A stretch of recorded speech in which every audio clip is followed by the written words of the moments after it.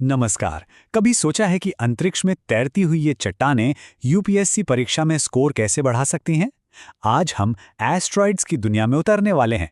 ये सिर्फ चट्टानें नहीं हैं, बल्कि ये हमारे सौर मंडल के इतिहास, उसके आज और आने वाले कल की चाबी हैं। तो चलिए इस रोमांचक सफर पर चलते हैं और जानते हैं कि ये सब इतना जरूरी क्यों है। तो चलिए एक सवाल से शुरू करते हैं। अक्सर जिन्हें माइनर प्लैनेट्स या लघु ग्रह कहा जाता है, ये खगोलीय पिंड आखिर हैं क्या? ये सिर्फ एक सवाल नहीं है, ये हमारे सौरमंडल की पैदाइश के राज खोलने की एक चाबी है। तो सबसे पहले इसकी एकदम बेसिक परिभाषा को समझते हैं। यही वो बुनियाद है जिस पर आपकी पूरी समझ टिकेगी, चाहे प्रीलिम्स में कोई सीधा सवाल आए या मेंस में कोई गहरा एनालिसिस करना हो। तो चलिए इसे ठीक से समझते हैं। एक एस्ट्रॉयड असल में होता क्या है? ठीक है, तो इस स्लाइड की 3 मुख्य बातों पर फोकस करते हैं। पहला, ये एक चट्टानी पिंड है। दूसरा, ये सूर्य की परिक्रमा करता है। और तीसरा, जो सबसे जरूरी है, ये सौर मंडल के निर्माण से बचे हुए अवशेष हैं। मतलब आप इन्हें हमारे सोलर सिस्टम के जन्म के समय के फॉसिल समझ सकते हैं, जो हमें अरबों साल पुराने इतिहास की कहानी सुना रहे हैं। अच्छा, अब जब हम ये जान गए हैं कि एस्ट्रॉइड्स हैं क्या, तो अगला सवाल मन में आता है कि भाई ये मिलते कहाँ हैं, इनका घर कहाँ है। और ये जानना सिर्फ एस्ट्रोनॉमी के लिए नहीं, बल्कि प्लैनेटरी डिफेंस और भविष्य में संसाधनों की खोज के लिए भी बहुत जरूरी है।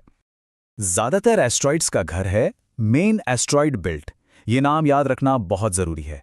ये हमारे सोलर सिस्टम में इनका कह सकते हैं कि मेन एड्रेस है, एक बहुत बड़ा कॉस्मिक हाईवे। इस स्लाइड पर जो 3 पॉइंट्स हैं वो एग्जाम के लिए बहुत बहुत ज़रूरी है।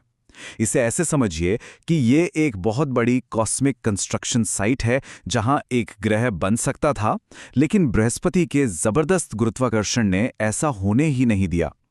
तो लोकेशन क्या है? मंगल और बृहस्पति के बीच। इसमें है क्या? लाखों एस्ट्रॉइड्स। और ये बना कैसे? उस शुरुआती मलबे से जो कभी प्लैनेट नहीं बन पाया। इन 3 बातों को दिमाग में बिठा लीजिए। चलिए अब जरा इनके क्लासिफिकेशन को देखते हैं। देखिए, जैसे धरती पर हर चट्टान एक जैसी नहीं होती, ठीक वैसे ही हर एस्टेरॉयड भी एक जैसा नहीं होता। प्रीलिम्स में ऑब्जेक्टिव टाइप सवालों के लिए ये सेक्शन बहुत जरूरी है। तो इनकी बनावट के आधार पर एस्टेरॉयड्स को 3 मेन टाइप्स में बांटा गया है। जरा इस टेबल पर नजर डालिए, ये बहुत कुछ साफ कर देती है। सबसे पहले सी टाइप। याद रखने के लिए सी से कार्बन, ये सबसे आम है, 75% से भी ज्यादा। और ये कोयले की तरह गहरे रंग के होते हैं। फिर आते हैं एस टाइप। एस से स्टोनी यानी पथरीले, जो करीब 17% हैं। और आखिर में एम टाइप। एम से मेटालिक यानी धातुइक। ये बहुत रेयर हैं, लेकिन लोहा और निकल जैसी कीमती धातुओं से बने होते हैं। ये परसेंटेज और कॉम्पोजिशन एग्जाम के लिए याद रखना जरूरी है। तो हमने ये जान लिया कि एस्ट्रॉइड्स क्या हैं, कहाँ हैं और कितने तरह के हैं। लेकिन सबसे बड़ा सवाल, ये हमारे लिए इतने इम्पॉर्टेंट क्यों हैं?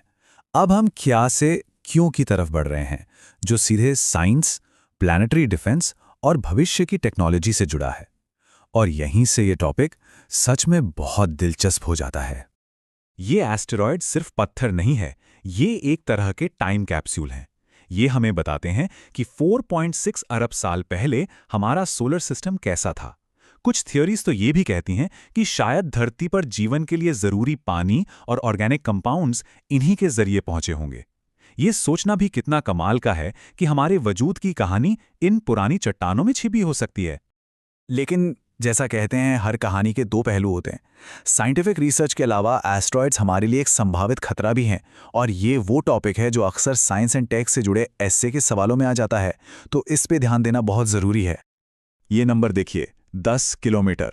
ये उस एस्ट्रॉइड का अंदाजन साइज था जिसने डायनासोर को धरती से हमेशा के लिए मिटा दिया था। ये एक बहुत बड़ी चेतावनी है कि हमारी पृथ्वी के पास से गुजरने वाले एस्ट्रॉइड्स पर नजर रखना कितना जरूरी है। ये सिर्फ साइंस का मामला नहीं है, ये हमारे अस्तित्व का भी सवाल है। लेकिन चलिए अब खतरे से आगे बढ़कर भविष्य की तरफ देखते हैं। एस्टेरॉइड्स में बहुत ज्यादा पोटेंशियल है। ये लोहा, निकल और प्लैटिनम जैसी कीमती धातुओं के तैरते हुए खजाने हो सकते हैं। हो सकता है कि भविष्य में एस्ट्रॉइड माइनिंग अगली बड़ी इंडस्ट्रियल रेवोल्यूशन बन जाए। और हां, ये गहरे अंतरिक्ष में जाने वाले मिशनों के लिए एक स्टॉपओवर या कह लीजिए कि एक कॉस्मिक गैस स्टेशन का काम भी कर सकते हैं। तो हम इस आखिरी सवाल के साथ इस चर्चा को खत्म करते हैं। क्या एस्ट्रॉइड्स सिर्फ हमारे अतीत के फॉसिल्स हैं जो हमें हमारी शुरुआत के बारे में बताते हैं, या फिर ये हमारे भविष्य के लिए एक रिसोर्स, एक मौका और एक चुनौती हैं? ये एक ऐसा सवाल है जो साइंस, इकोनॉमिक्स और इंसानियत के भविष्य को एक साथ जोड़ता है और आपके किसी एस्से के लिए एक शानदार निष्कर्ष हो सकता है। इस पर जरूर सोचिएगा।